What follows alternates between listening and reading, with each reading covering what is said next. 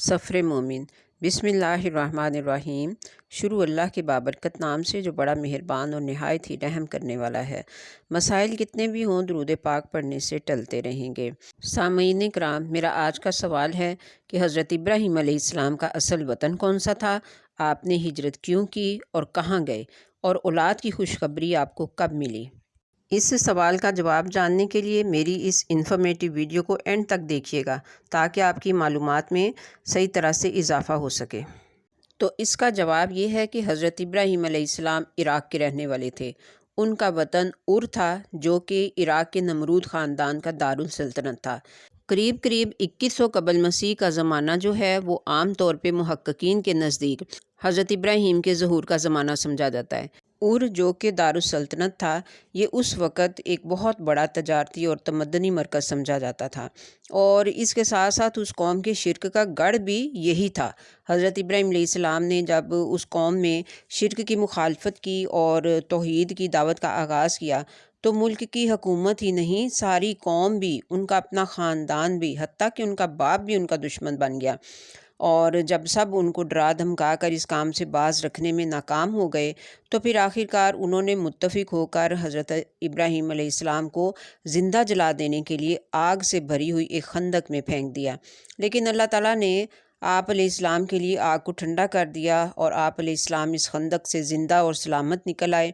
تو قرآن مجید کا کہنا ہے کہ اس کے بعد پھر حضرت ابراہیم علیہ السلام اپنا وطن چھوڑ کر سرزمین شام اور فلسطین کی طرف ہجرت کر گئے، جو کہ اس زمانہ میں ارض کنعان کہلاتی تھی۔ اس ہجرت میں ان کے بھتیجے حضرت لوط علیہ السلام بھی ان کے ساتھ تھے، کیونکہ وہی ان کی قوم میں سے ایمان لائے تھے بس، اور پھر بعد میں اللہ تعالیٰ نے ان کو بھی نبوت سے سرفراز فرمایا تھا۔ دوسری ساتھی ان کی تھیں حضرت ابراہیم علیہ السلام کی بیوی سارہ رضی اللہ عنہا، جنہوں نے کہ مرتے دم تک آپ علیہ السلام کا ساتھ دیا تھا۔ قرآن مجید کا بیان ہے کہ حضرت ابراہیم علیہ السلام نے وطن سے ہجرت کرتے ہوئے اللہ تعالیٰ سے دعا کی تھی کہ ربی حب لی من الصالحین، میرے پروردگار مجھے صالح اولاد عطا فرما۔ سورہ صافات آیت نمبر 100۔ یہ دعا جو ہے یہ ایک طویل مدت گزر جانے کے بعد پوری ہوئی، جبکہ حضرت ابراہیم علیہ السلام بہت بوڑھے ہو چکے تھے۔ چنانچہ قرآن مجید ہی میں حضرت ابراہیم علیہ السلام کا یہ قول نقل کیا گیا ہے کہ الحمدللہ الذی وہب لی علی الکبر اسماعیل و اسحاق، شکر ہے اس خدا کا جس نے مجھے بڑھاپے میں اسماعیل علیہ السلام اور اسحاق علیہ السلام عطا کیے۔ تو ان دونوں صاحبزادوں کی پیدائش سے پہلے اللہ تعالیٰ نے حضرت ابراہیم علیہ السلام کو ان کے پیدا ہونے کی بشارت بھی دی تھی۔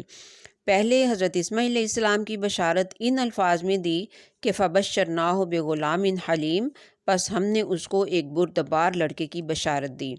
اور پھر اس کے کئی سال کے بعد جب کہ حضرت اسماعیل علیہ السلام جوانی کی عمر کے قریب پہنچ چکے تھے تو دوسرے صاحبزادے کی بشارت یوں دی کہ وبشروہ بغلام علیم، اور فرشتوں نے ان کو یعنی کہ حضرت ابراہیم علیہ السلام کو ایک ذی علم لڑکے کی خوشخبری دی۔ یہ دوسری بشارت جب دی گئی تو حضرت ابراہیم علیہ السلام نے فرمایا ابشرتمونی الی ام مسنی الکبر فبما تبشرون، کیا تم اس بڑھاپے میں مجھے اولاد کی بشارت دیتے ہو؟ بھلا سوچو تو صحیح کہ یہ کیسی بشارت ہے جو تم دے رہے ہو۔ اور اس کے ساتھ ہی پھر حضرت سارہ علیہ السلام کا یہ بشارت سن کر جو حال ہوا اس کو بھی قرآن حکیم نے اس طرح سے بیان فرمایا ہے فَأَقْبَلَتِ امْرَأَتُهُ فِي مَرَّةٍ فَسَكَّتْ وَجْهَهَا وَقَالَتْ عَجُوزٌ عَقِيمٌ، اس کی بیوی چیختی ہوئی آگے بڑھی اور اس نے اپنا منہ پیٹ لیا اور کہنے لگی میں بوڑھی بانجھ۔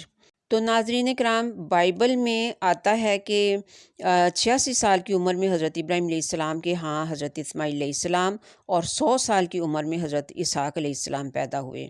تو سامعین کرام، یہ تھا میرے آج کے سوال کا جواب۔ تو میرے اگلے سوال کے جواب کے لیے میرے ساتھ جڑے رہیے، ملتے ہیں پھر نیکسٹ انشاءاللہ۔